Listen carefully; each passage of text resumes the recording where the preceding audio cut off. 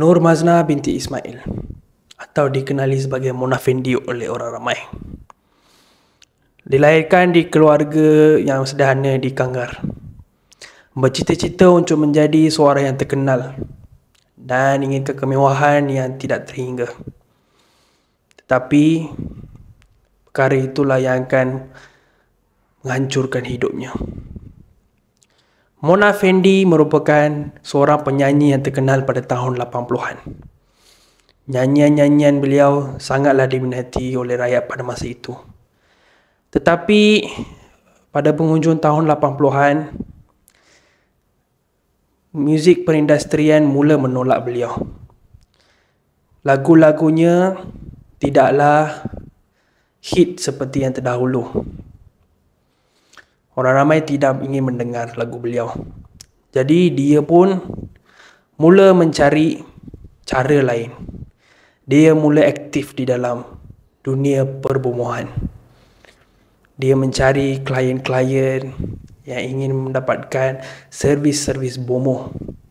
Dia menjanjikan harta yang tidak terhingga, kemewahan dan pemasyhuran. Jadi orang ramai, ahli-ahli politik dan orang kenamaan mula mencari Mona Fendi.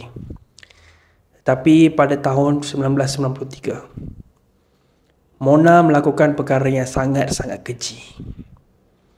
Datuk Mazlan merupakan ahli dun di Pahang. Dia ingin mendapatkan kuasa politik yang tidak terhingga. Dia mencari servis Mona Fendi. Mona Fendi bersetuju untuk memberikan servis. Datuk pun ingin membayar dia wang yang tidak terhingga, RM500,000 pada masa itu. Dan 10 geran tanah miliknya akan diberikan kepada Mona Fendi jika dia berjaya.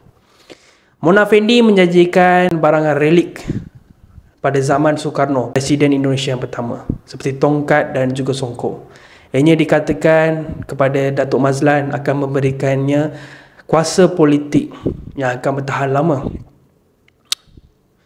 Dan pada masa yang sama, Mona Fendi menyuruh Datuk Mazlan datang ke rumahnya. Mona Fendi pun janjikan selepas ritual itu berakhir, hujan duit akan bertaburan.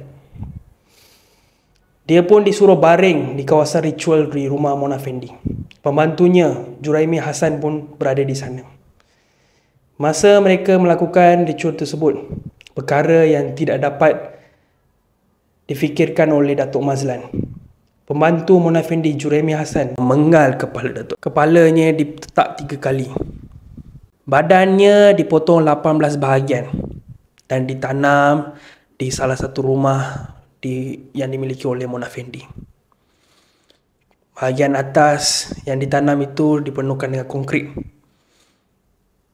Mona Fendi yang tidak mengendahkan perkara itu, dia mula membelanjakan duit yang diberikan oleh Datuk Mazlan. Pada hari yang berikutnya, dia membeli kereta-kereta mewah. Dia mendapatkan servis surgery di Hospital Tun Sing. Duit yang dibayarnya adalah tunai, secara tunai ya. Dahsyat sekali. Dia macam tak kisah langsung apa yang berlaku. Polis pun mula mencari mana Datuk Mazlan ni hilang. Mereka akhirnya dapat menangkap Juraimi Hassan, pembantu Mona Fendi.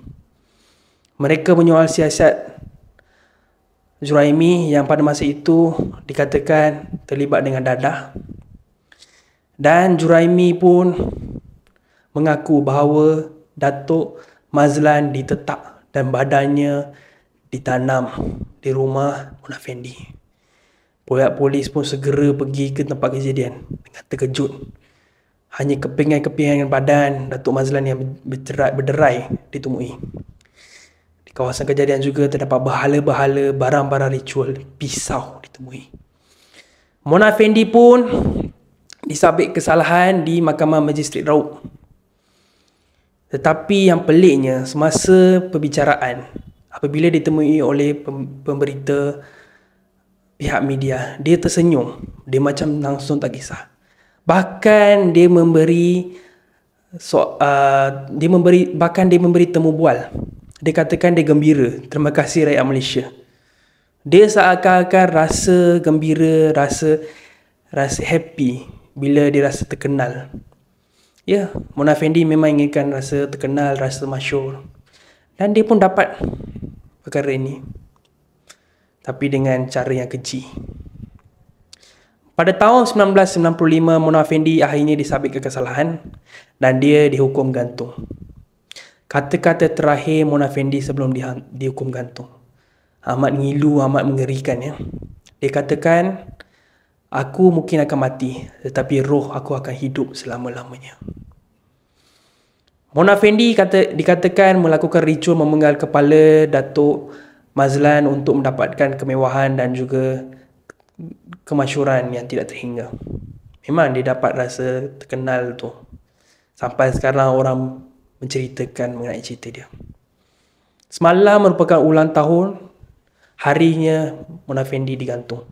Dia digantung di penjara Pudu. Sampai sekarang sel-sel tempat-tempat ni dikatakan dihantui. Sehinggalah ianya dirobohkan. Sistem juri yang dilakukan di Malaysia pada waktu ketika itu juga merupakan sistem juri yang terakhir untuk kes Mona Fendi. Ianya ditarik balik dan sistem juri tiada lagi di Malaysia. Hanyalah sistem kehakiman. Mona Fendi, apa yang anda katakan? Mesti rasa-rasa ngilu. Mungkin yang pernah ada pada zaman tu, yang tahu lagi, yang ingat lagi, boleh komen dekat bawah. Apa yang dengan family anda, dengan kawan-kawan anda ceritakan pada masa itu. Until then, jumpa lagi dengan cerita yang akan datang. Dan siri saya untuk penjara Pudu akan lagi berterusan. So untuk itu, follow dan pastikan anda klik button follow tu untuk dapatkan video-video seterusnya.